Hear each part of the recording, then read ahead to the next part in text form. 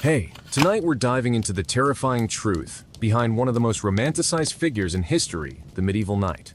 Forget the shining armor and noble quests you've seen in movies. This isn't about chivalry or courtly love. This is about pain, disease, brutal warfare, suffocating armor, and a code of conduct so strict that breaking it could cost you your life. If you're new here, welcome. I make long, slow, and historically accurate stories to help you wind down and fall asleep, even if the topics themselves are a little intense. So before we ride into battle, do me a favor, tap that like button. And if you're enjoying these sleepy history journeys, subscribing really helps the channel grow. I'd also love to know where you're tuning in from, and what time it is for you. Drop it in the comments. I always read them, and it's amazing to see this sleepy little community all over the world. Now dim those lights, get cozy, maybe turn on a fan or a little background noise if that helps, and let's drift into a time long past.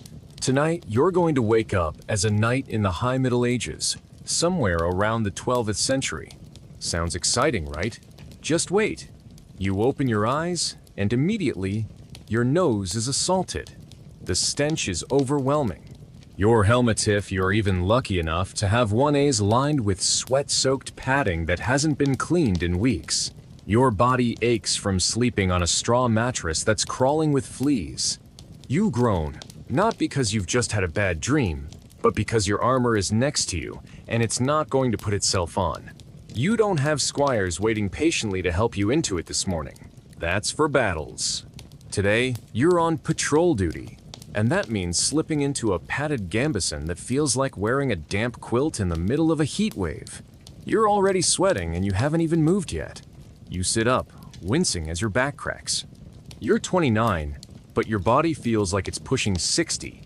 Years of riding horses without proper saddles, training in the yard with wooden swords heavier than the real thing, and marching across uneven terrain in full gear have left you permanently sore. And then there's breakfast. If you're lucky, it's a hunk of coarse bread, maybe some old cheese, and water that tastes a little off because the well hasn't been cleaned since last autumn. If you're unlucky, it's nothing. Hunger is a constant companion for even the wealthiest knights, especially when they're on campaign.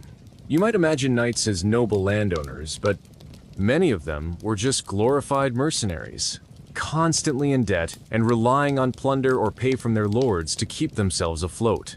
And speaking of plunder, today you've got a mission. A local village is late on its taxes, and you're being sent to remind them. It's not a glamorous job, it's not even particularly honorable. But orders are orders. Your horse is saddled, though he looks more miserable than you feel. His ribs are showing. Hay has been scarce lately. You mount up, feeling every bruise and sore muscle from your last training session, and ride out with a small company of equally grim knights. The ride takes you through muddy roads and thick forests. There's always the risk of an ambush. Bandits are a constant threat, and if you're caught off guard, you're in serious trouble. Your armor is great for defense, sure, but only if you're on your feet and prepared. If you fall off your horse, good luck getting up quickly. And don't get too romantic about the idea of dueling with swords. Combat in the Middle Ages wasn't elegant or fair. It was a brutal, chaotic mess. Imagine swinging a 30-pound sword with exhausted arms while your opponent tries to cave in your skull with a mace. There were no points for style. It was about surviving, nothing more. Even if you win, you could end up with a shattered leg, a pierced lung, or a concussion that leaves you vomiting for days. Medical care? Almost non-existent. A physician might bleed you with leeches, or give you a poultice made of herbs and cow dung. Infection was common. Tetanus, sepsis, even gangrene were death sentences. Knights died all the time, not just in battle, but from their wounds afterwards. So when you ride into that village and the peasants look at you with fear instead of admiration, it's not because you're a symbol of justice, it's because they know what's coming. They know you might take their last few coins, or worse, a cartload of grain they desperately need for the winter. And they can't stop you. You have armor, you have weapons, they have pitchforks. You ride on, knowing you're not the hero in this story. You're just a man trying to stay alive in a world where power rules, and the line between right and wrong is blurred by desperation. You return from the village with a cart full of grain, a few coins, and the heavy weight of guilt that you quickly learn to suppress. It's not that you're cruel, it's that you don't have a choice. If you fail to bring back what was demanded, your lord will punish you. That could mean public shame, loss of rank, or worse, being sent on a suicidal mission as a form of discipline. You've seen what happens to knights who fall out of favor. Stripped of land, status, and resources, they either starve or become outlaws themselves. Back at the keep, you dismount stiffly, your legs half numb from hours in the saddle. You hand over the collection to a steward who barely acknowledges you, then trudge inside. No warm welcome, no feast. Just another hard bench in the smoky hall and more stale bread. Your stomach turns a little as you eat. Not just from the taste, but from the memory of the children in that village clutching their empty bowls.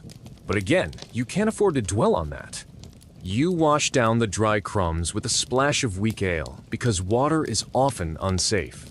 You've seen men die from drinking from the wrong stream, their bodies racked with cramps and fever. A short rest, maybe, but not sleep. You can't sleep in your armor, and taking it off means exposing yourself if there's a raid. Bandits or rival knights sometimes attack in the dead of night, looking for loot or revenge. So you sleep in shifts, one eye open, dagger close by. When you do drift off, it's not peaceful. Your dreams are haunted by screams from past battles, faces of men you've killed, and worse, your own fear. Because every knight knows that their time will come. Maybe it'll be on the battlefield. Maybe it'll be from a festering wound. Maybe it'll be at the hands of a fellow knight during a tournament that goes too far. Tournaments, by the way, aren't the fun and games you might expect. They're brutal contests, often used to settle. Old tensions linger, and reputations are everything. Minor injuries are expected, serious ones not rare. Helmets get cracked, arms sprained, horses fall. And perhaps the hardest truth, you're still required to show up even when you're not fully healed. Refusing brings shame. And to a knight, reputation is life. Without it, everything else collapses. Days are filled with drills, marching, serving, and enforcing orders from above. There's no such thing as peaceful retirement. Those who last often become trainer-seasoned men with old wounds who teach the next in line with the same hard lessons. The chivalric code? That grand ideal of nobility? It's more surface than substance. Sure, there are expectations, but they're often overlooked. Knights promise to guard the weak, yet some don't. They swear loyalty, yet many change sides with the shifting tides. Changing sides is common, and if you pick wrongly in any power struggle, the result can be exile or a wandering life with no banner. Without favor, you may find yourself working for lesser lords under harsh conditions. Health challenges are constant. Even if you look fine, long hours in armor wear you down. Skin chafes, small wounds get worse. Nutrition is poor. Muscles ache under the load of heavy gear day after day. Then comes religion. You're expected to attend services, follow rituals, and reflect. But even those leading worship know the ideals are complicated. Knights serve higher causes, but also their pay and their need to survive. When you kneel in quiet moments, it's often not for spiritual clarity. It's for another chance to see morning.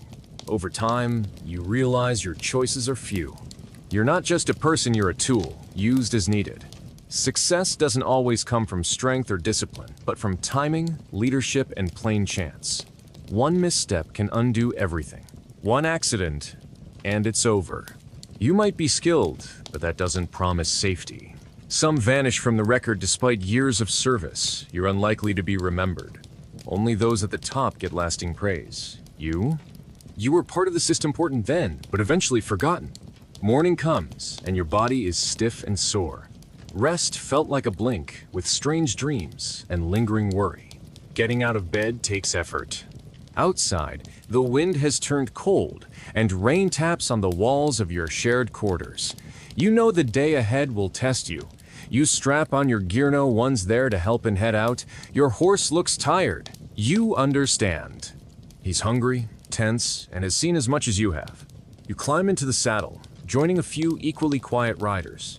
No one talks much. Silence feels easier. Rain seeps in, and armor holds onto the chill. The trail is wet and slow. Your horse struggles for footing. Each step drags. Another village appears, smaller than the last. Something feels off. You dismount, watching closely. Doors are shut, paths deserted. That's rarely a good sign. Someone informs you an illness passed through recently. Many are unwell. You're told to be cautious, but you're here to gather goods and maintain presence. You step inside, covering your face. The air is heavy and quiet. Those within are weak, pale. You gather what's needed, though it feels uneasy. Supplies are low, but expectations from your leaders remain. On the road back, a small discomfort sets in. A scratch in the throat, a subtle pressure behind your eyes. You dismiss it. You say it's the weather. But, deep down, you know the truth. Disease is rampant, and even the strongest knights can't fight it. You've seen comrades fall within days. One moment they're fine, the next they're sweating through their sheets, vomiting blood, and then gone. There are no cures, no doctors who truly understand what's happening.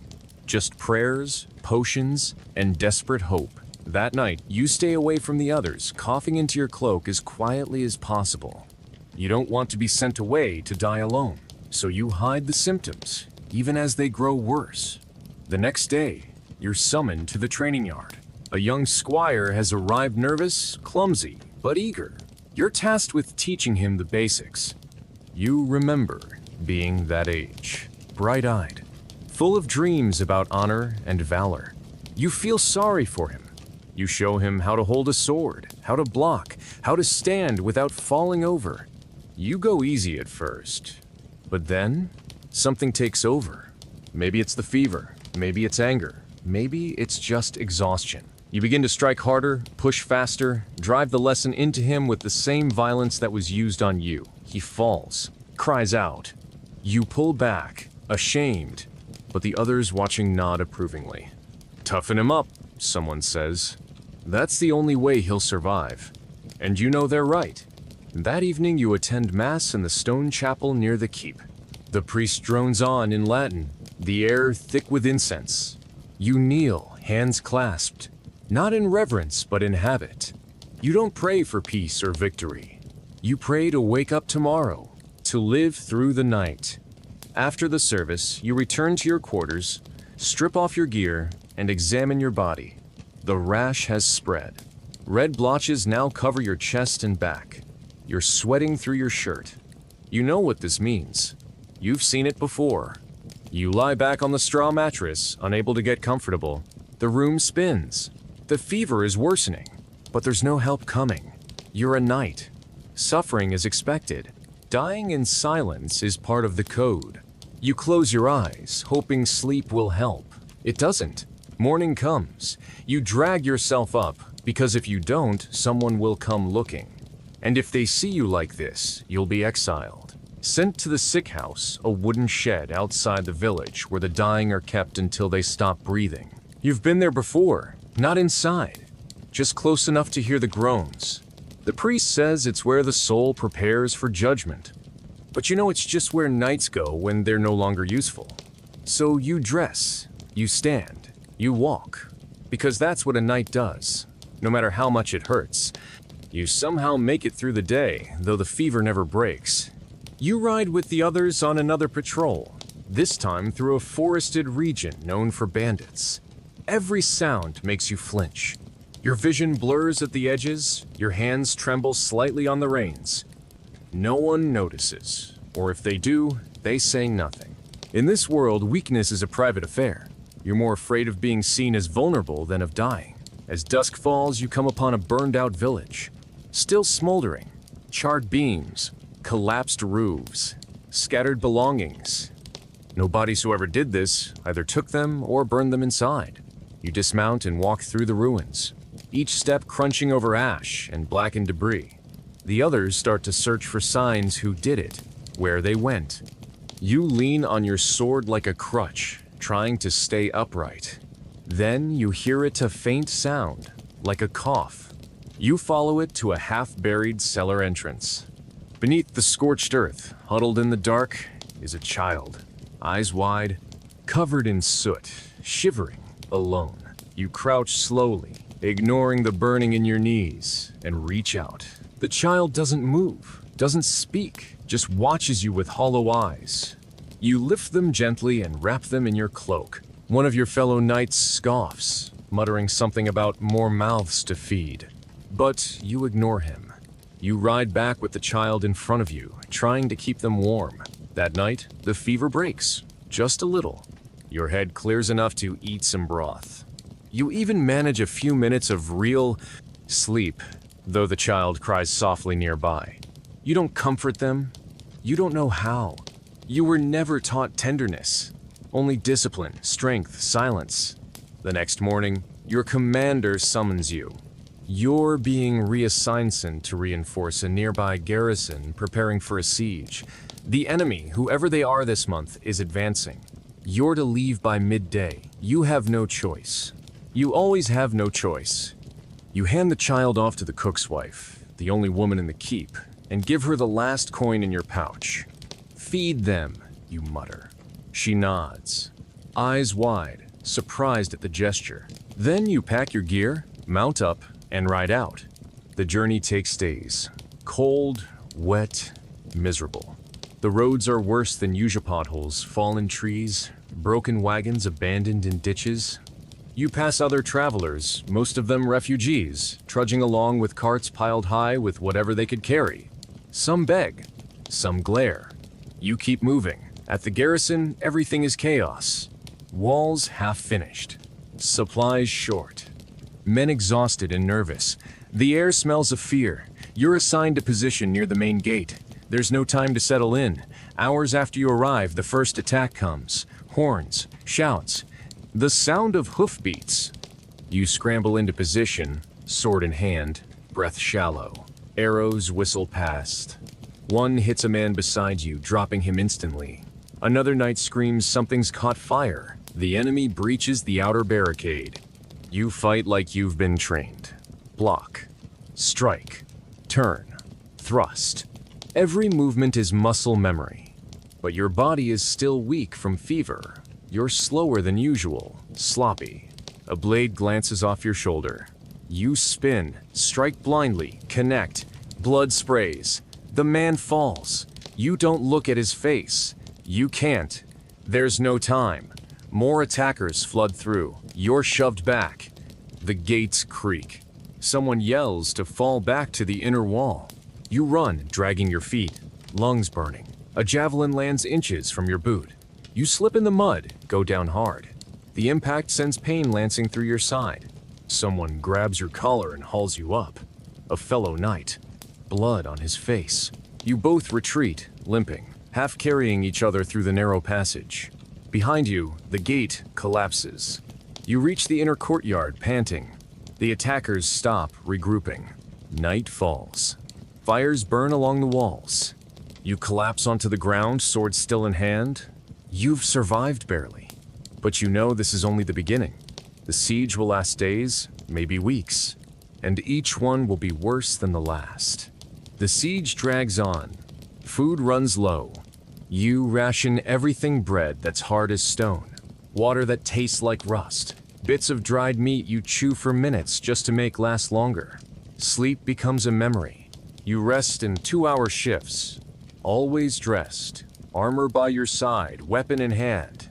The enemy tests the walls daily. Sometimes it's a small skirmish. Sometimes it's all-out chaos. Flaming arrows, battering rams, screams that echo through the stone corridors. One night, they tried a tunnel beneath the keep. You're pulled from a half-sleep in order to investigate the noise coming from the cellars. With a torch in hand, you descend into the dark with 3 others. The air is damp, thick with mildew. You hear the dull thud of digging. Then, a section of wall cracks. Dirt pours in. A hand reaches through. Shouting, clanging. You throw yourself into the fight before you can even think. A knife flashes, one of your comrades goes down. You shove your torch into the face of a man trying to crawl through the hole, his scream awful and brief. The others fall back. You're covered in dust, blood, and sweat. Your side aches where your ribs took a blow. You return to the surface just in time for morning and another wave of attacks.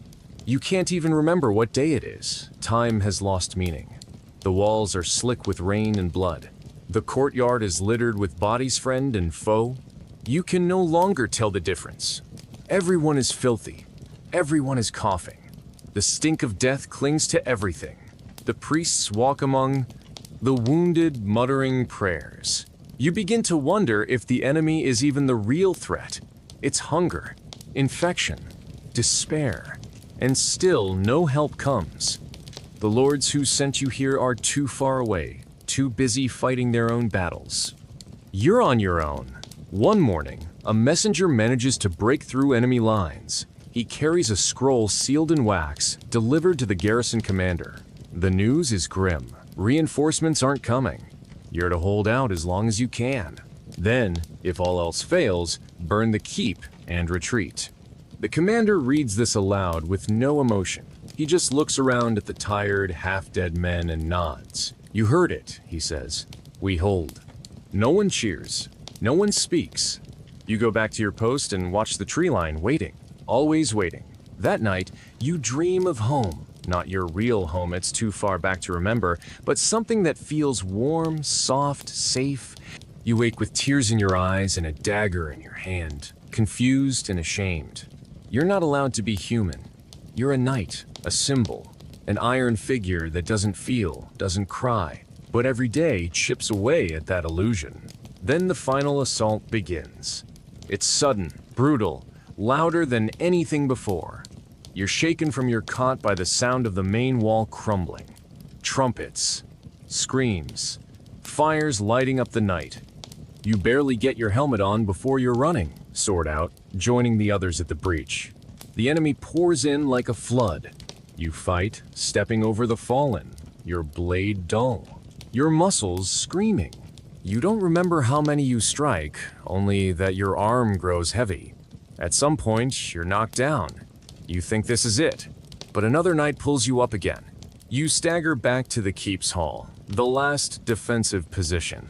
The commander orders the retreat. Fires are set. The last of the supplies are destroyed.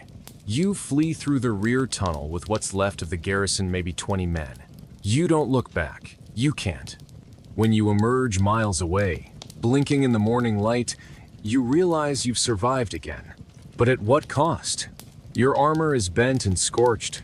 Your body is bruised and battered. And something inside you is different. You feel hollow, numb, not just tired, but stripped bare. You're told to regroup at a nearby fortress. Another lord, another command, another battle waiting. There's no time to rest. You ride out again, face set like stone. You're a knight of the Middle Ages. You don't get peace. You don't get mercy. You only get another day to keep going. Or not. The road to the fortress is long and unforgiving, carved through endless forests and open plains, exposed to the elements and raiders alike. You travel in silence. The clop of hooves and the jangle of armor the only sounds. No songs, no laughter, those are luxuries no one here can afford. Your group is a pitiful sight. Wounded men slouched in their saddles, armor smeared with dried blood, eyes sunken from sleepless nights. You ride at the rear, every movement sending dull pain through your limbs. Your sword hangs loosely at your side, chipped and dull. It used to shine once. Now it's just a weight.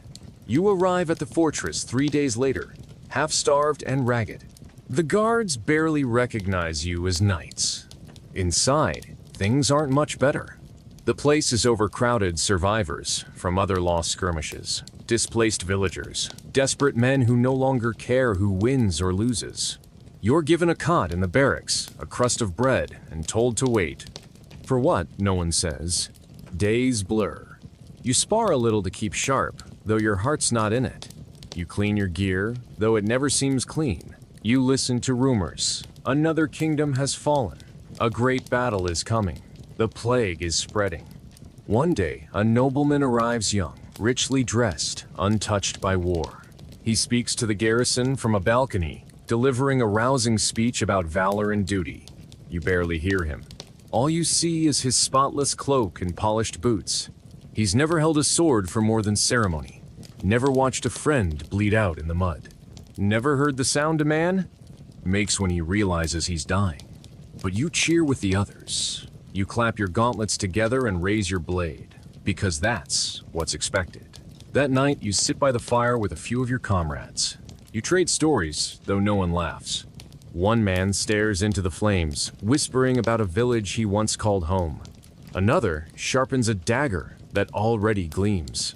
A third drinks himself into a stupor. You just sit there, silent, tired beyond words. In the following weeks, you're sent on more missions, escorting grain caravans, guarding nobles, hunting deserters. Each one chips away at you. The roads are dangerous bandits everywhere, desperate and savage. You fought them before, but now they're bolder, more vicious. They have nothing to lose. And you begin to wonder, do you? One ambush nearly ends you. You're separated from your squad, forced to flee into the woods. You spend 2 days alone, eating moss and drinking from muddy streams. When you finally return, no one even noticed you were gone. That's when you realize something. You're not a person anymore. You're a role, a number, a moving piece on someone else's game board. You remember your squire, the one you trained before the fever. You wonder what happened to him. Is he dead? Did he become like you? Hardened? Bitter? Barely human? Or did he escape, find a way out of this endless cycle? You'll never know. The seasons change. You barely notice. Armor doesn't keep out the cold, and your bones ache constantly. Your face is a map of scars, and your hands shake when you hold a quill. You used to write letters. Now there's no one to write to. Everyone you knew is gone. Or maybe you just stopped caring. One evening, you're summoned to the commander's quarters. He's old, tired, and missing an eye. He looks at you a long while before speaking. "There's a post," he says, "on the border. Quiet, not much action. Might suit someone like you." You nod. You don't ask questions. You're too tired. He gives you a writ, a wax seal, and a few coins. That's all. The next morning, you ride out alone. No fanfare, no farewell. Just a gray sky and a long road ahead. You arrive at the post days later. A lonely tower, a handful of guards, a small fire, and silence. For the first time in years, it's quiet. You sit on the battlements that night, watching the stars. Your armor rests beside you, unstrapped. Your sword leans against the wall, untouched. You take a breath. It hurts. Everything hurts. But for now, you're alive. You close your eyes and listen to the wind. And for a moment, just a moment, you let yourself feel something like peace. The peace doesn't last. It never does. One morning, you wake to smoke on the horizon. Another village burned, another trail of ash creeping toward your post like a slow-moving tide. You're ordered to investigate. You ride out with 3 others green recruits, barely more than boys. They joke nervously at first, but the moment they reach the charred remains, the laughter dies. It's the same story. Scorched earth, crumpled homes, livestock slaughtered or stolen, no survivors. You search for tracks, but the ground is too torn up. You bury what bodies you can find, though there's little left. You return to the tower in silence. That night, one of the boys doesn't eat. He just stares at the fire, lips trembling. You don't speak to him.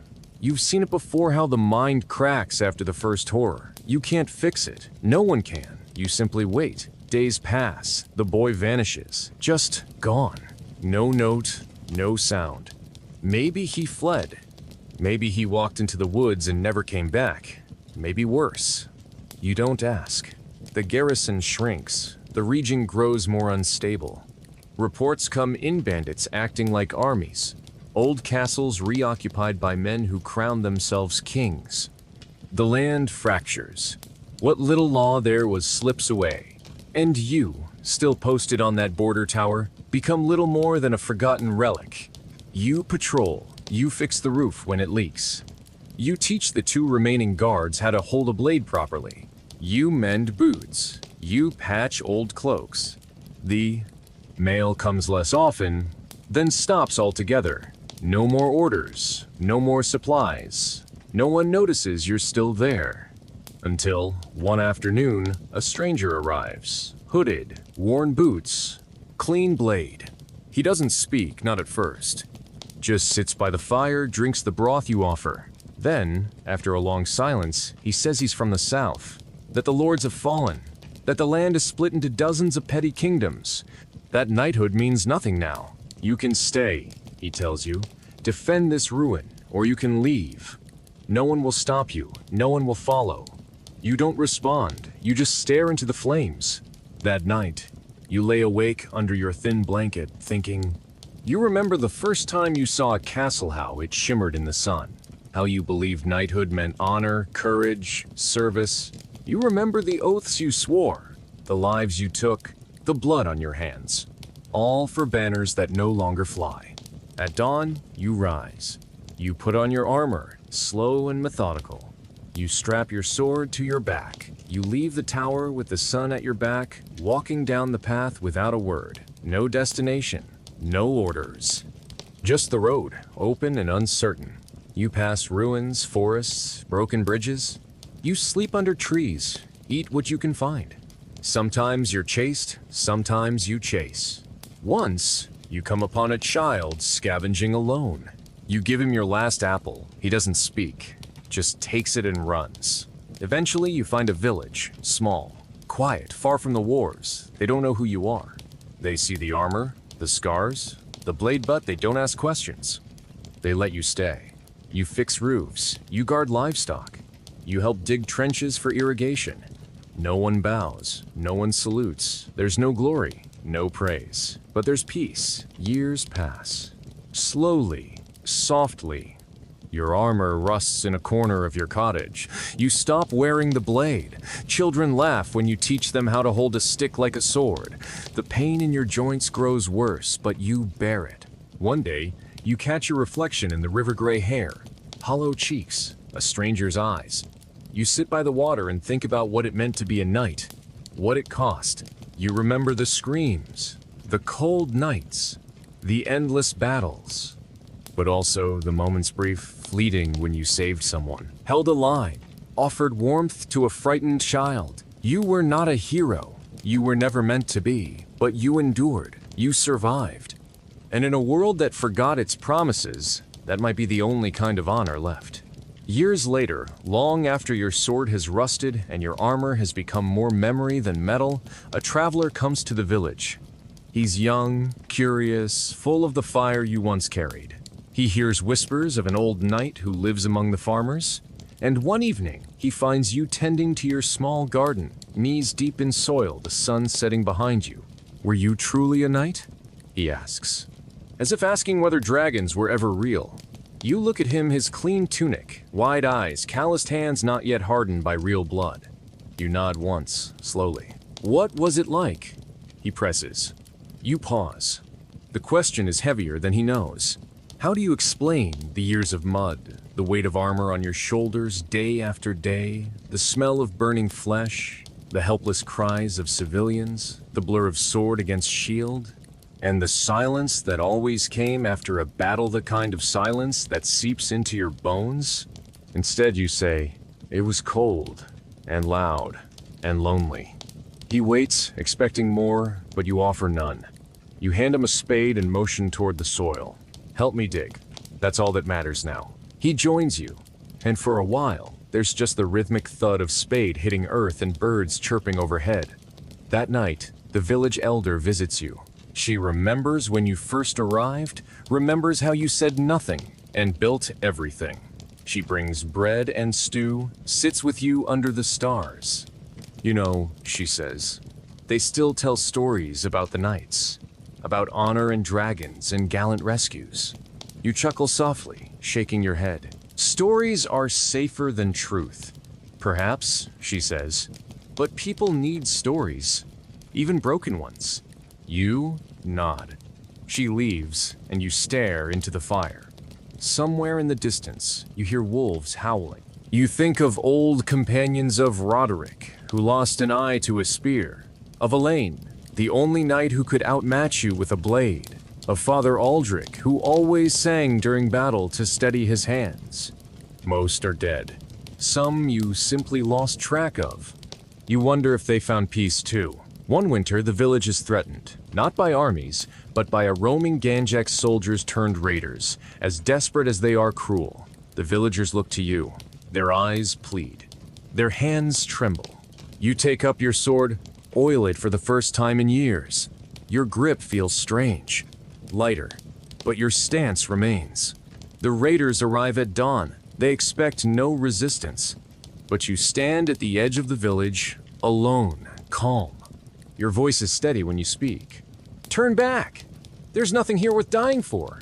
They laugh, they charge. What follows is swift. Not a battle, not a war, just precision. One strike, one fall. Another step, another swing. You move like memories lower than you once were, but sure. The last man flees. You do not follow. The villagers emerge. No one speaks. They simply gather around, placing hands on your shoulder, pressing food into your arms, nodding in reverent silence. You collapse into a chair that night, breath short, arm shaking. You stare at the blade, blood drying at the edge. Still got it, you mutter. Then you put the sword away for good this time.